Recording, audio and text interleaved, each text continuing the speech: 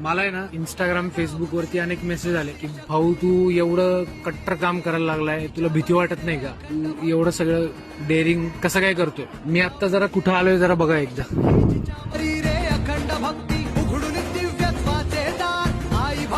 हा आहे आग्र्याचा किल्ला, तिथं छत्रपती शिवाजी महाराजांनी डरकाळी फोडली.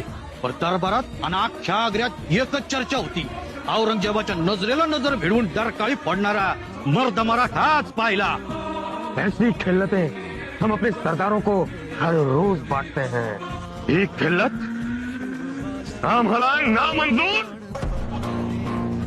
एका गोष्टीची आठवण करून देतो, त्या सर्व हिंदू धर्मरक्षकांना, जे धर्माचं काम करायची ज्यांना इच्छा आहे पण थोडीशी भीती वाटते किंवा काय करू समजत नाही किंवा मार्ग सापडत नाही, त्यांना फक्त एक छोटंसं उदाहरण देतो. आपण ज्या काळामध्ये जन्माला आलोय खूप चांगला पिरियड आहे, खूप पॉझिटिव्ह पिरियड आहे. तुम्ही धर्मकार्य करताना तुम्हाला एवढे खतरे नाहीये. विचार करा, छत्रपती शिवाजी महाराजांनी छत्रपती बनायच्या आधी साधे भोसले घराण्यामध्ये राजे एक छोटीशी पदवी होती. जहागीरदाराचा एक मुलगा किंवा वतनदाराचा एक मुलगा, त्यांच्याकडे ही फक्त एकच गोष्ट होती. आणि समोर शत्रू कोण? मुघल, आदिलशाही, कुतुबशाही, निजामशाही, अशा या सगळ्या पाचशा. बर हे जाऊ देत, हे तर परकीय शत्रू झाले. परकीय शत्रू म्हणजे काय, ज्याला म्हणू शकतो की तुम्ही हे आपले शत्रूच आहेत. घराच्या आतमध्ये पण शत्रू, आपल्या हिंदू धर्मामध्ये असणारे स्वधर्मीय शत्रू सुद्धा. म्हणजेच बघायला गेलं तर सगळीकडनंच आपले राजे हे शत्रूच्या कचाट्यात होते. जर त्यांनी त्यावेळेला हे जर करून दाखवलं ना, तर आपण अरे त्यांच्या 1% करायचा प्रयत्न नाही करू शकत. याचा विचार करा. If he can do it, we should do it.